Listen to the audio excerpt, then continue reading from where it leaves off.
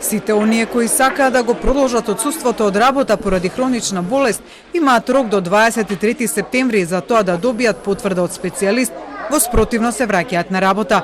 Освен датумот за враќање, Сдруженијата на лица со хронични болести и Министерот за здравство Венко Филипче денеска договориле и пуштање дополнителни термини во мој термин за лицата со хронични болести да можат до 23 септември да ја извадат потребната потврда за продолжување на отсуството. Ќе се даде време и простор луѓето да можат да одат на преглед или да се слушнат со твојот доктор доколку се во многу лоша состојба, да може тоа да се врши преку амбуланта, значи телефонски и преку интернет.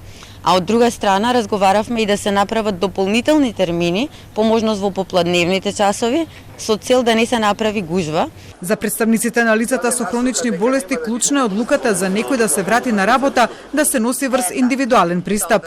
Фактор кој решава дали одреден работник ќе оди на работа заболен или нема да оди, ќе биде мнението на специјалистот. Тоа ќе биде конечно и тоа ќе биде уважено.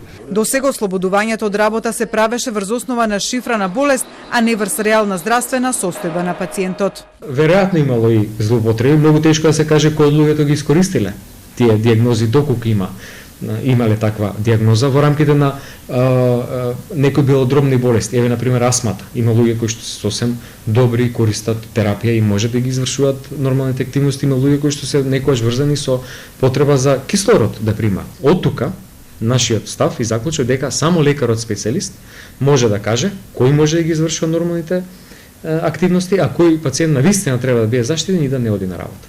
Издруженијата и министерот уверуваат дека нема простор за паника. Мерката, вели Филипче, е направена така да ги заштити ризичните пациенти и дека ќе има доволно термини до 23, сите на кои им е потребно да извадат потврда од специјалист. Во спротивно, рокот за враќање на работа би можел да се пролонгира за една недела.